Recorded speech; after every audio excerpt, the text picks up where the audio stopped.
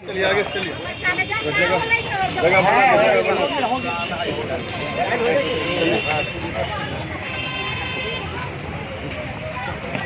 तेजस्वी जी, जो महिला टीचर ने जो किया है सर मुस्लिम बच्चों के साथ, उसका सर जवाब दीजिए थोड़ा।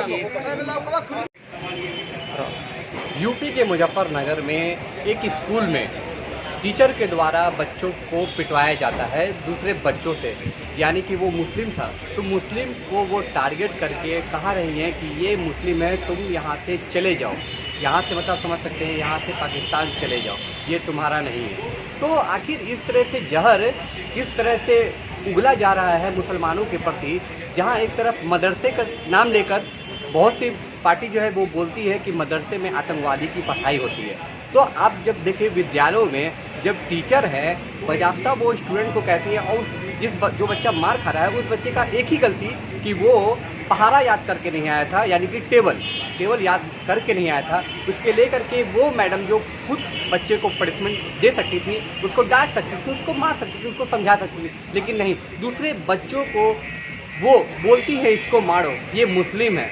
मुस्लिम का मतलब समझ रहे हैं। तो जहाँ तक बड़ी पार्टियाँ हो गई या पूर्व में जो पार्टी थी यानी कि बीजेपी थी, वो मुसलमानों को डायरेक्ट टारगेट करती है और कहती हैं कि हम मुसलमान की पार्टी है। तो लेकिन कहीं ना कहीं ये दोहरी राजनीति जो है, ये उनका जो किरासन तेल जो छीटा हुआ था उससे अब कहीं ना कहीं माचिस पड़ता दिखता चला आ रहा है।